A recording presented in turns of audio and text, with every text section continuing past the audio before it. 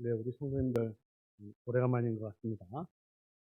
700회 마당 기도회를 먼저 축하하고 큰 하나님의 위로가 있기를 소망합니다. 오늘 성찬에 관한 말씀을 제가 부탁받았기 때문에 오늘 요한복음 6장에 있는 말씀으로 성찬에 관한 하나님께서 주시는 교훈을 새기도록 하겠습니다. 오늘 본문은 예수님과 유대인들 사이에 벌어진 신학적인 논쟁을 다루고 있습니다.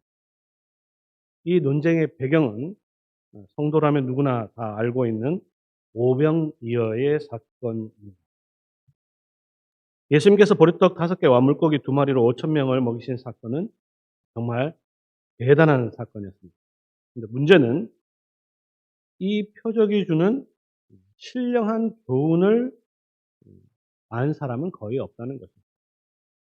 그곳에 있었던 대부분의 사람들은 공짜 식사를 푸짐하게 먹은 것에 만족했을 뿐입니다. 오병이어 기적 이후에 수많은 사람들이 예수님을 찾았을 때 예수님께서 이렇게 말씀하셨습니다.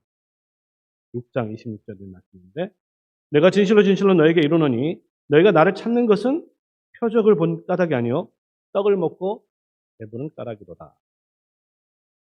예수님 당시와 오늘날도 그렇게 다르지 않는 것 같습니다. 오늘날도 많은 한국계 성도들도 예수 믿어서 이 세상에서 복받고 잘 살다가 천국 가면 그만이다 라고 생각하는 사람이 적지 않은 것 같습니다. 오병이어의 기적에 대한 이야기를 모르는 사람이 없지만 그 참된 의미를 제대로 알려고 하는 사람은 얼마나 될까요? 심지어 제가 생각하기에는 목사들도 별로 관심이 없는 거예요. 오병이어의 기적이 주는 교훈이 뭘까요?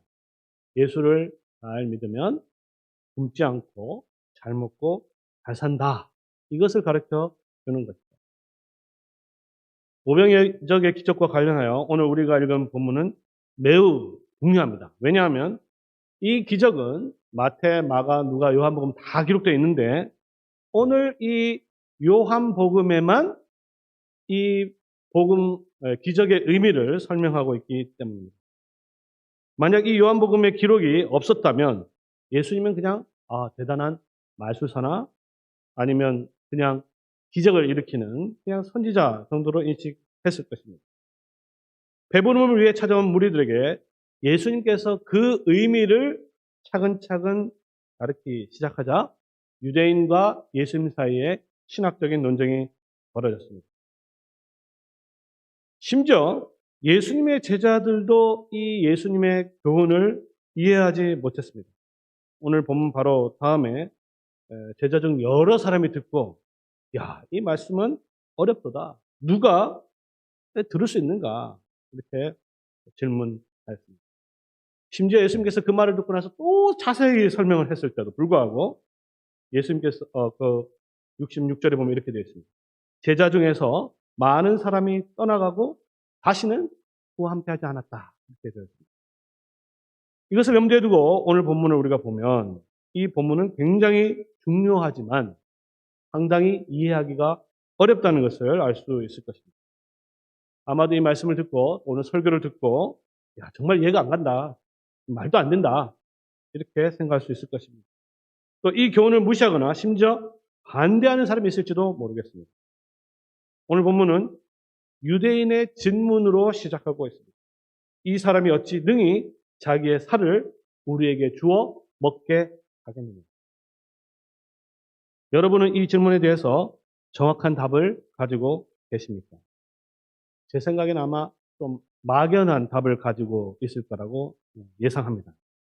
하지만 그 답이 오늘 본문에 나와 있는 예수님의 답과 일치하십니까? 만약에 그렇지 않다면 오늘 예수님의 답을 통하여 우리의 생각을 교정하고 올바른 하나님의 말씀을 받아들여야 할 것입니다. 오늘 이 논쟁의 배경이 된 오병이어 사건에 대해서 한번 먼저 살펴보아야 하겠습니다. 왜냐하면 오병이어를 모르면 오늘 요한복음 6장에 있는 말씀을 우리가 이해하지 못하기 때문입니다. 마가복음 6장 34절에 보면 예수님께서 왜 오병이어 기적을 행했는지를 잘 알 수 있습니다. 그것은 바로 자신을 따라온 이 무리들을 목자 없는 양 같음으로 인해 불쌍히 여겼다라고 되어 있습니다.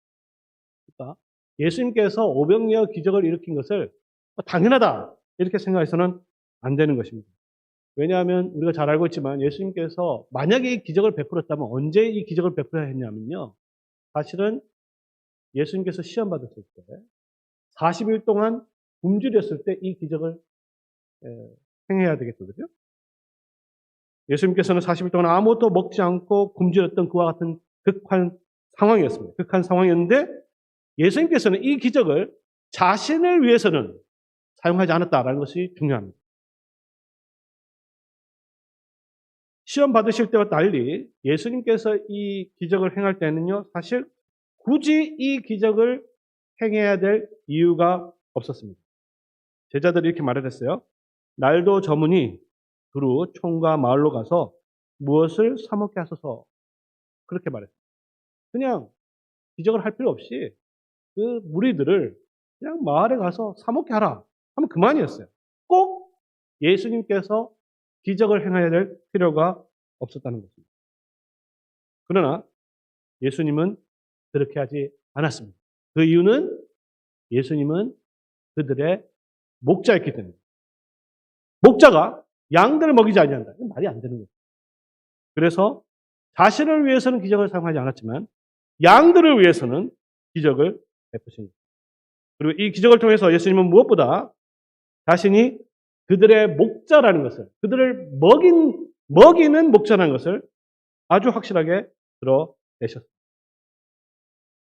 예수님 또한 이 기적을 통해서 자신이 진정한 메시아라는 것도 드러내셨습니다. 예수님께서 이 베푸신 기적은 그냥 다른 마술사들이 일으키는 기적과는 근본적으로 달랐습니다. 단지 기적을 베풀었다고 해서 야, 이 사람이 메시아다 이렇게 볼 수는 없는 것입니다. 예를 들어서 예수님께서 메시아라는 능력을 보여주기 위해서 슈퍼맨이나 아이언맨처럼 이렇게 날아다니셨다. 무리를 걷지 않으시고 날아다니셨다. 그러면 그것이 예수님이 참 하나님의 아들이구나. 정말 능력이 많은 분이구나. 라는 것을 증명할 수 있을까요? 사탄이 왔을 때, 시험하러 왔을 때 말씀으로 이기지 아니하고 만약 눈에서 로버트 태권브이나 뭐 마징가 제트처럼 눈에서 광선을 발해서 그 사탄을 쓰러뜨렸다. 그러면 야 정말 이 예수님이 참 메시아이구나. 이것을 알 수 있을까요? 전혀 그렇지 않습니다. 그것은 예수님의 능력만 보여줄 뿐이지 예수님이 오실 메시아라는 것을 전혀 가르쳐주지 않습니다. 따라서 기적이 표적이 되기 위해서는 반드시 그 기적이 가르치는 영적인 실체가 있어야 합니다. 예를 들어서 예수님께서 물로 포도주를 만드셨어요. 또 물고기 2마리에 보리떡 5개로 5,000명을 먹였습니다. 이것은 예수님의 능력을 보여주기도 하지만 이것이 바로 이 예수님이 오실 메시아라는 것을 증언하고 있기 때문입니다. 물로 포도주를 만들므로써 예수님은 요엘과 아모스에서 예언한 것과 같이 자기 백성들을 포도주로 크게 기뻐하게 하실 메시아라는 것을 증언하셨습니다. 마찬가지로 예수님은 광야에서 오병이어로 기적을 베푸심으로 앞으로 오실 메시아라는 것을 증명하셨습니다. 구약의 이스라엘 백성들이 모세가 광야에서 하늘의 만나로서 하나님의 백성들을 먹였듯이 새로운 메시아가 오면 그들을 하늘에서 오실 양식으로 먹일 것이라고 믿고 있었습니다. 이와 같은 이유 때문에 오병이어의 기적을 본 무리들은 예수님을 억지로 왕을 세우려고 했습니다. 물론 예수님이 이것을 거부하셨습니다. 왜냐하면 예수님은 단지 이스라엘, 유대인들의 왕일 뿐만 아니라 모든 민족, 만왕의 왕으로 오셨기 때문입니다. 예수님은 오병이어를 통해서 이제 새로운 이스라엘을 건국하셨습니다.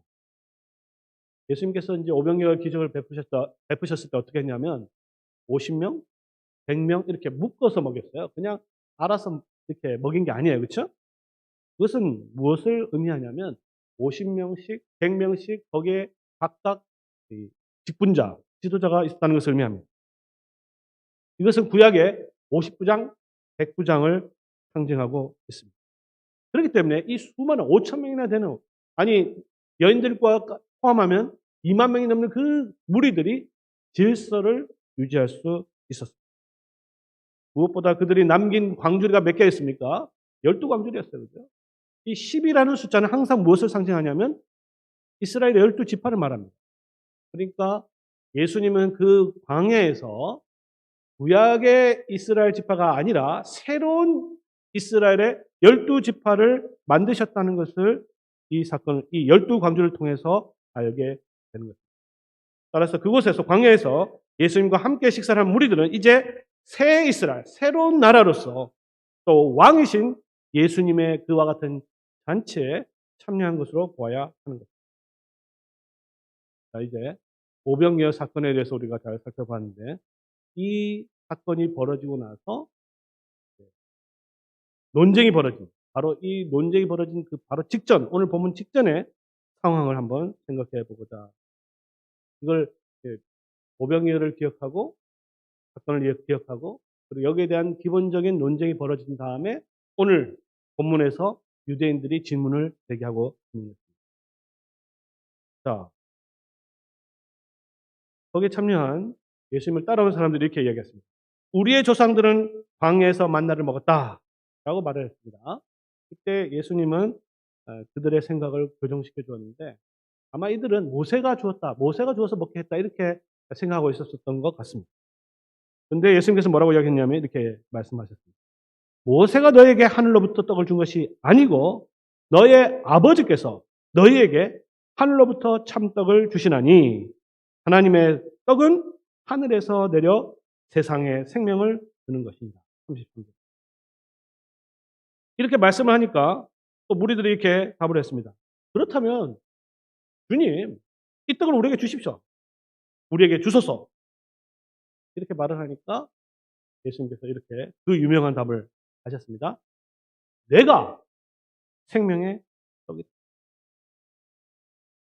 예수님의 답변을 들었던 유대인들은 그 답변이 이제 말이 안 된다고 생각했어요.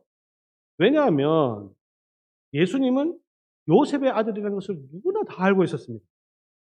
따라서 땅에서 난 자라는 것은 의심의 여지가 없었기 때문입니다. 그래서 예수님을 막 무시했던 거죠. 이 사람이 요셉의 아들 아니냐? 이렇게 이야기했습니다. 근데 어떻게 자기를 생명의 떡이라고 이야기하느냐? 더 나아가 예수님은 만나와 하늘에서 내려온 떡이, 자신이 주는 떡이 근본적으로 다르다는 것을 가르쳐 주었습니다. 그 뭐냐면 만나도 하늘에서 내려온 떡이잖아요. 근데 구약의 이스라엘 백성들은 그 만나를 먹고 하늘에서 내려온 떡을 먹고 어떻게 됐습니까? 다 광야에서 다 죽었어요. 그런데 예수님은 뭐라고 이야기하느냐? 내가 하늘에서 준 떡을 너에게 주는데 이것을 먹으면 너희는 영원히 죽지 아니한다. 이렇게 가르쳤습니다. 그리고 더 나아가서 내가 줄 떡은 뭐냐? 그것은 곧 세상의 생명을 위한 내 살이다. 이렇게 아주 구체적으로 말했습니다. 맨 처음에는 내가 생명의 떡이다라고 이야기했고 그 내가 떡이라는 의미는 뭐냐면 내 살이 생명의 떡이다라는 것을 구체적으로 설명했습니다. 이렇게 설명하니까 더 이해가 안 가는 것이에요. 그래서 오늘 이 유대인들이 질문을 제기한 것입니다. 말이 되느냐? 이 사람이 어떻게 능히 자기 살을 우리에게 주어 먹게 하겠느냐? 이 질문을 한 것입니다. 이 질문이 나오게 된 배경을 아시겠죠? 예수님께서 오병이어의 그 기적을 설명하는데 계속 차근차근 설명하면서 곧 내가 하늘로서부터 양식이고 그 양식은 내 살이다. 이것을 먹으면 죽지 아니한다. 이렇게 계속 설명했는데 설명하면 할수록 더 이해가 안 가는 거예요. 그래서 이 사람이 어찌 능히 자기 살을 우리에게 주어 먹게 하겠냐 이렇게 질문을 하였습니다. 그리고 오늘 본문은 이 질문에 대한 답이 전체를 다 차지하고 있습니다. 근데 오늘 본문을 이제 좀 자세히 보시면 알겠지만 이 예수님의 답변을 자세히 보면요. 답이 안 되는 것 같습니다. 유대인들의 질문은 이 사람이 어떻게 자기 살을 우리에게 주어 먹게 하겠냐 이렇게 이야기를 했는데 예수님은 그냥 앞에서 이야기한 것을 그대로 반복했을 뿐이에요. 또 자세하게 계속 여러 번 강조했을 뿐입니다. 그래서 내 살은 참된 양식이요 내 피는 참된 음료로다. 그러니까 이 사람이 내가 내 살이 참된 양식이다 이렇게 이야기했는데 이 사람이 어찌 능히 자기 살을 주어 우리에게 먹게 하겠느냐 이렇게 이야기했을 때 예수님이 또 답이 뭐냐면 내 살은 참된 양식이요 내 떡은 참된 음료로다. 이렇게 내 피는 참된 음료로다. 이렇게 또 반복해서 말했을 뿐이에요. 자, 이제 한번 정리해 보도록 하겠습니다. 예수님은 누구십니까? 선한 목자이십니다. 목자가 해야 되는 뭐죠? 양들을 먹이는 겁니다. 이 양식은 모세를 통하여 하늘에서 내려온 만나보다 더 위대한 양식입니다. 근데 그 양식은 뭐냐? 바로 자기 자신. 더 구체적으로 말하면 자신의 살과 피입니다. 이 주님의 살과 피를 먹고 마시는 자는 영원히 살게 될 것입니다. 내용 자체는 아주 간단하죠? 제가 요약한 게 전부 다입니다. 근데 여러분은 이 예수님의 말씀이 이해가 가십니다. 또는 이해가 가더라도 실제로 이것을 경험하고 계십니다. 실제로 예수님의 살을 내가 먹어야 된다 이런 생각을 하고 계시고 또 실제로 먹고 계십니다. 사실 이거는 이해하기가 굉장히 어려워요. 그래서 예수님께서 이렇게 말씀하셨습니다. 오직 하나님께서 오게 하신 자, 또 하나님의 가르침을 받은 자만이 이 교훈을 받을 수 있다. 이렇게 말씀하셨습니다. 그리고 이 교훈에 대해서 이렇게 자세하게 이야기했을 때 제자들이 이해를 하지 못했어요. 그리고 다시는 이 예수님을 따르지 않았어요. 왜냐하면 그들이 원했던 것은 이와 같은 오병이어의 기적의 의미라든지 영생에 대한 양식이라든지 이런 것이 중요한 것이 아니고 먹고 배부르는 것이 보다 근본적인 문제였기 때문입니다. 자, 예수님의 답을 한번 차근차근 살펴보면 좋겠습니다. 다시 한번 보면, 차근차근 보면 예수님의 첫 번째 답은 이렇습니다. 인자의 살을 먹지 아니하고 인자의 피를 마시지 아니하면 너희 속에 생명이 없느니라. 53절입니다. 내 살을 먹고 피를 마시는 자는 영생을 가지고 있느니라. 54절입니다. 내 살을 먹고 내 피를 마신 자는 내 안에 가고 나도 그의 안에 가느니라. 55절. 내가 아버지로 말미암아 사는 것 같이 나를 먹는 그 사람도 나로 말미암아 살리라. 무려 5번이나 예수님께서는 어떻게 보면 똑같은 말을 대답한 거예요. 그렇죠? 어떻게 이게 가능하냐라는 질문을 했을 때 예수님이 이 어떻게에 대해서 전혀 답을 하지 않고 똑같은 말을 여러 가지 다른 방식으로 표현했을 뿐입니다. 예수님은 왜 이렇게 어떻게에 대한 답을 하지 않았을까요? 저는 두 가지라고 생각합니다. 두 가지 이유라고 생각합니다. 첫 번째는 그 어떻게가 별로 중요한 질문이 아니라. 두 번째는 그것을 가르쳐 준다고 해도 거기 있는 사람들이 이해를 못했기 때문에 너무나 어려운 문제이기 때문에 아마 설명하지 않았을 것입니다. 자, 바로 제 옆에 며칠 동안 굶주린 사람이 있다고 생각해 봅시다. 그 사람의 중요한 게 뭡니까? 먹는 게 중요한 거죠. 자, 이 떡이 있는데 이것을 어떻게 해서 먹어야 되는지, 먹으면 어떻게 소화가 되는지, 누가 만들었는지, 영양분은 뭔지 그게 중요합니까? 하나도 안 중요하죠. 그 사람에게 중요한 거는요. 그 양식을 먹는 거예요. 그렇기 때문에 예수님께서도 내 양식, 내 피는 양식은 내 살과 내 피다. 내가 먹는 자는 영생을 가졌다. 영생은 생명을 가졌다. 계속 그와 같이 중요한 것에 대해서 반복해서 가르쳤던 거예요. 예수님의 교훈은 아주 간단합니다. 우리의 몸이 떡을 먹어야 사는 것처럼 우리의 영혼도 영의 양식인 예수님의 살과 피를 먹어야 산다. 아주 간단한 거예요. 어떻게와 관련해서 오병이어 사건과 다시 한번 주목해 보고자 합니다.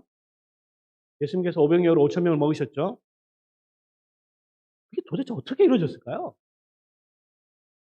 아마도 많은 성도들이 궁금해할 수 있을 겁니다. 특히 어린이들은. 자, 오병이어를 먹인 것을 우리가 믿겠는데 그게 어떻게 이렇게 이루어졌을까? 떡을 뗐을 때 또 생겼을까? 아니면 떡이 했을 때 어떤 일이 벌어졌을까? 또 생선을 했을 때 어떻게 됐을까? 또 궁금할 수 있을 겁니다. 그렇죠? 근데 오늘 11절에 보면 이렇게 되어 있습니다. 예수님께서 떡을 떼어 축사하신 후에 앉아 있는 자들에게 나눠 주시고 물고기도 그렇게 그들의 원대로 주시니라. 끝이에요. 그게 어떻게 해서 이게 뭐 많아지고 부풀려지고 실제로 뭐 뗐을 때 했는지 어떻게 했는지 이거 여기에 대해서 전혀 언급이 없습니다. 그렇죠? 왜? 그것은 중요한 게 아니잖아요. 중요한 건 뭡니까? 거기에 있는 5천 명이 예수님의 기적을 통해서 먹었다. 예수님께서 오병이어로 5천 명을 먹이신 것을 여러분은 믿습니까? 저는 여기 계신 분들은 다 확실히 믿는다고 생각합니다. 이걸 믿지 않으면 굳이 여기 있을 필요가 없잖아요. 근데 이 믿음도 중요합니다. 근데 여기서 멈춰서는 안 되는 거예요. 왜냐하면 예수님께서 오병이어로 5천 명을 먹이셨다는 것을 믿는다고 해서 그 믿음이 여러분을 구원하지 않습니다.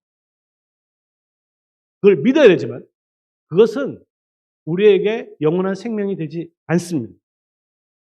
여기서 멈춰서는 안 되는 거예요. 더 중요한 게 뭐냐? 더 중요한 것은 주님께서 2000년 전에 갈릴리에서 거기 있는 무리들에게 오병이어로 먹이셨듯이 지금 이 자리에서 주님께서 자신의 백성들에게 양식을 자기 살과 피로 먹이신다는 게 중요한 거예요. 2000년 전에 예수님께서 뭘 했다? 믿어야죠, 당연히. 근데 그것이 그렇게 중요한 건 아니죠, 우리에게는. 우리에게 중요한 건 뭡니까? 지금 그렇게 하고 계신다. 이게 더 중요한 거죠.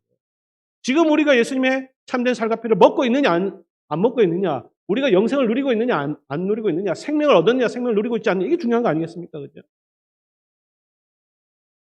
갈릴리에 있던 무리들은 떡과 물고기를 먹었듯이 우리도 예수님의 살과 피를 먹어야만 하는 거예요.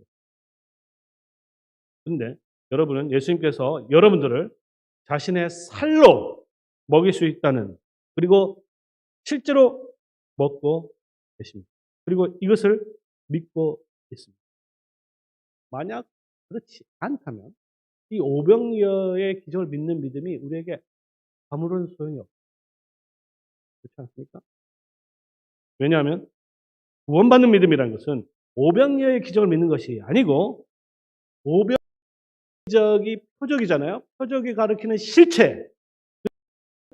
예수님께서 지금 우리들을 자신의 살로 먹이신다는 것을 믿는 것입니다.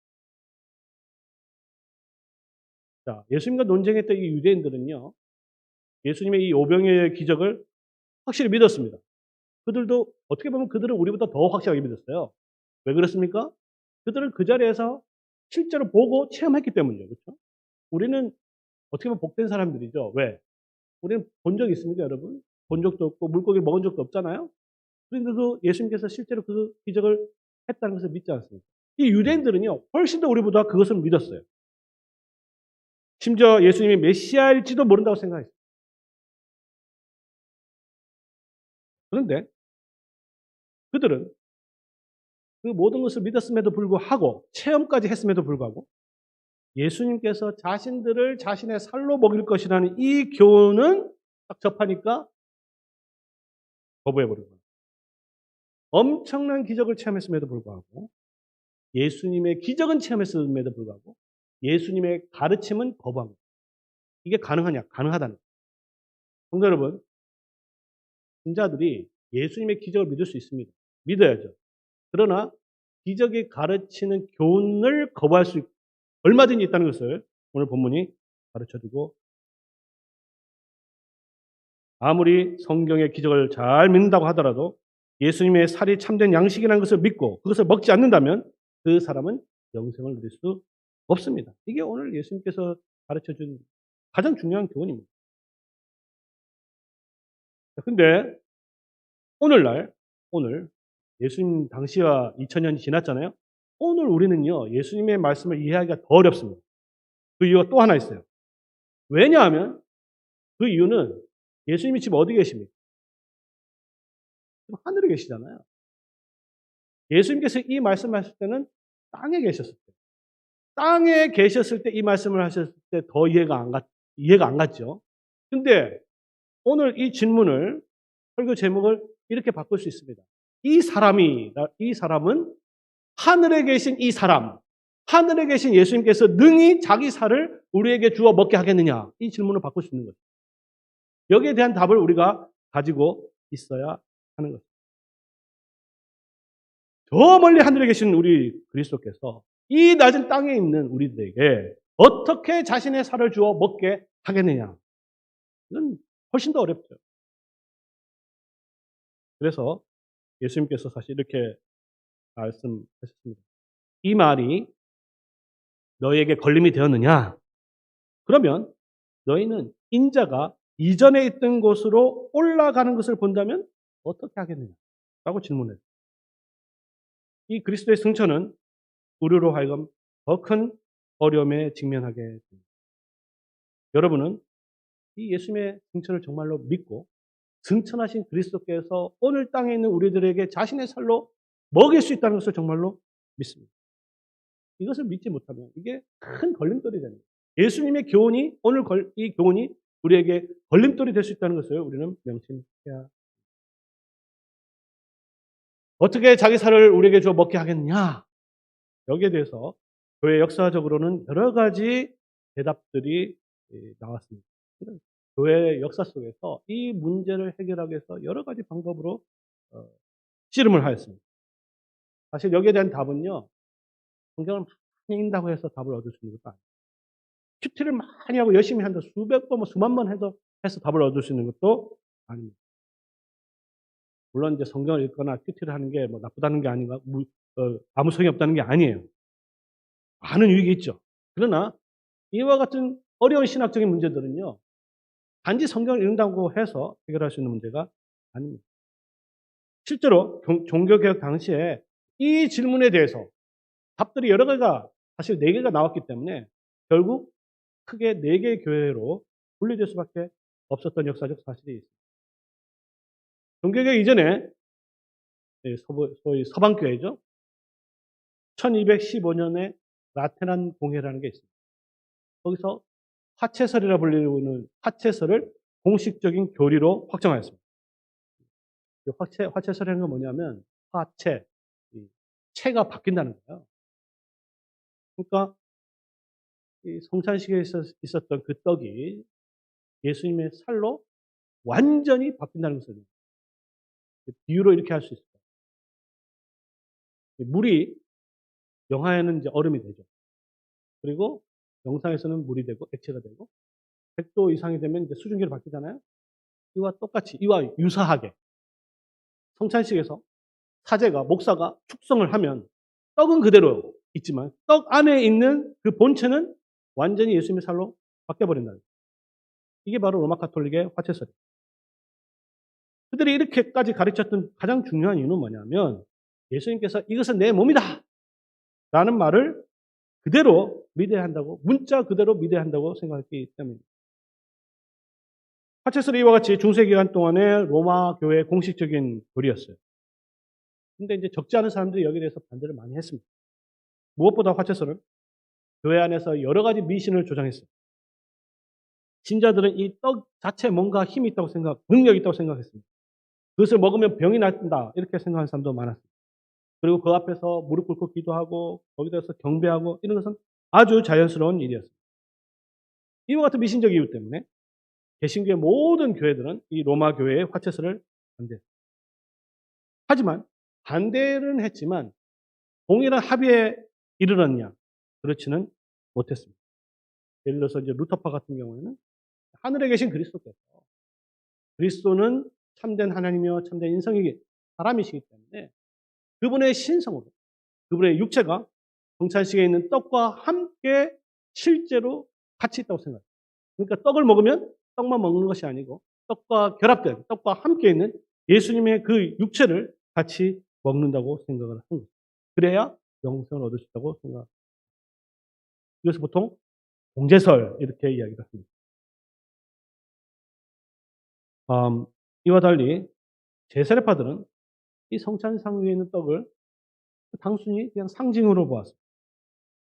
이 견해에 따르면 신자들은 성찬식에서 예수님의 살과 피를 실제로 먹는 것이 아니라고 생각했어요. 성찬식은 단지 하나의 예식으로서 과거에 십자가에서 달리셨던 그리스도의 죽음을 우리에게 기억하게 하는 기념이라고만 생각해요. 근데 이 견해에 따르면 성찬식을 굳이 할 필요가 없죠. 하면 좋지만 꼭 해야 될 이유는 없는 거예요. 오히려 기억은요, 성찬식을 하는 것보다는 하나님의 말씀을 분명하게 전하고 또는 분명하게 읽고 설교를 듣거나 또 성경을 배우거나 그렇게 함으로써 훨씬 더 기억을 잘 할 수 있다. 이렇게 보았기 때문입니다. 근데 이와 같은 상징설이 오늘날 한국 개신교에도 굉장히 많이 뿌리내리고 있는데 그 결과 어떻게 됐느냐? 그 결과 성찬식의 중요성이 지나치게 약화되고 말았습니다. 그래서 이제 대부분의 교회들이 성찬식을 겨우 1년에 뭐 두세 차례 하고 말잖아요. 그러면서 예배가 지나치게 설교 중심적으로 바뀐 것을 보게 됩니다. 그런데 이와 같은 세 개의 견해를 거부하면서 칼빈을 따랐던 개혁교회와 우리 장로교회는 앞에서 언급한 모든 견해들을 거부하고 이 성찬식에 있는 떡과 포도주를 우리의 영혼을 위한 참된 영적인 실제적인 식사로 이해를 했습니다. 왜 그렇게 보았냐? 오늘 우리가 읽었던 요한복음의 6장에 있는 말씀을 아주 심각하게 보았던 것입니다. 아까 예수님 한번 답변을 보시기 바랍니다. 이것을 단순히 상징으로 볼 수 있는 거 아니에요. 예수님의 말씀을 우리는 신중하게 받아들여야 하는 거예요. 사실 이해가 되지 않죠? 이해가 됩니까? 이해가 되지 않으니까 그냥 이거 상징이다. 이렇게 가볍게 처리해버리는 거예요. 오늘 대부분의 교회가 그렇습니다. 이해가 안 되면 공부를 하고 더 연구를 하고 예수님의 뜻이 뭔지를 더 철저하게 상고하고 묵상하고 배워야 될 텐데 이해가 잘 안 가니까 이건 그냥 예수님께서 상징으로 이야기했나 보다. 내 살은 참된 음료다. 참된 양식이다. 예수님의 살이 참된 양식인가 보다. 이 정도로 생각해버린 거예요. 따라서 우리 웨스트민스터 신앙고백서, 우리 장로교회가 고백하는 웨스트민스터 신앙고백서는 신자들이 예수님의 살과 피를 참으로 영적으로 진정으로 먹어야 된다는 이 개념을 결코 포기하지 않았습니다. 물론 그렇다고 해서 로마교회 카체서처럼 예수님의 살을 뜯어먹는 식으로 그런 식으로 이해하지도 않았습니다. 우리가 먹는 양식은 영적인 것이지 육체적인 것이 아니기 때문에. 그런데 영적이라 했을 때 이 영적은 실제적이란 말입니다. 우리의 영혼이 실제적으로 먹는다는 뜻입니다. 그리고 그 영적인 양식은 바로 예수 그리스도의 살과 피. 이 살이라는 것은 그냥 살과 피를 먹는 것이 아니라 십자가에서 찢겨지신 살, 십자가에서 흘리신 피, 즉 예수 그리스도의 십자가의 죽음과 희생 제물, 그 제물을 우리가 먹어야 한다는 거예요. 그래야 우리가 영생한다는 거예요. 자, 이제 결론을 내리도록 하겠습니다. 예수님의 가르침을 우리가 이해하기 위해서는요, 예수님의 이 몸, 예수님의 살에 대한 이해를 깊이 해야 합니다. 도대체 예수님의 몸이 어떤 몸이냐? 우리가 똑같은 몸이냐? 요한복음 1장 1절 아주 중요합니다. 태초에 말씀이 계십니다. 예수님은 이 세상에 오시기 전에, 태어나시기 전에 말씀으로 계셨습니다. 그분은 하나님이셨습니다. 그렇죠? 그런데 요한복음 4장에 보면, 1장 4절에 보면 그 말씀 안에 뭐가 있었어요? 생명이 있었다. 생명이. 근데 이 말씀이 14절에 보면 육신을 취하셨습니다. 몸을 취하셨어요. 자, 그럼 어떻게 됩니까? 말씀이신 하나님이 생명을 가지고 계셨고 이 생명을 가진 예수님께서 육신을 취하셨으니까 이 육신, 예수님의 육신 안에 뭐가 있습니까? 생명이 있는 거죠. 예수님의 몸 안에는 생명이 있는 것입니다. 그렇다면 이 생명, 이 영생을 우리가 취할 수 있는 유일한 길은 뭡니까? 예수님의 육신 안에 있는 생명을 취하는 방법밖에 없는 것이죠. 그렇기 때문에 예수님께서 내 살을 먹어야, 내 몸을 먹어야, 나를 먹어야 그 사람이 산다라고 말씀하신 것입니다. 오늘 보면 57절에 그렇게 되어 있죠. 나를 먹는 그 사람도 나로 말미암아 살리라. 이렇게 되어 있습니다. 근데 이 예수님의 몸은 육신을 취하셨고 때가 되셔서 십자가에서 찢겨서 돌아가셨습니다. 희생 제물이 되신 것이죠. 이 희생 제물은 두 가지 효과를 가져오게 되었습니다. 하나는 하나님에 대한 것이고 하나는 인간인 우리를 위한 것인데 공통점은 뭐냐? 만족을 시켰다는 거예요. 십자가에서 희생 제물이 되심으로 예수님은 하나님의 공의를 만족시킵니다. 그 결과 우리가 더 이상 죄인이 되지 않습니다. 또한 이 예수님의 희생 제물은 십자가의 제물은 우리를 만족시켰는데 그것은 뭐냐면 우리의 굶주린 영혼을 만족시킨 것입니다. 배불리 먹게 하시고 또한 마시게 하신 것입니다. 이것이야말로 예수님이 누군지를 확실하게 보여준 거예요. 그건 뭐냐?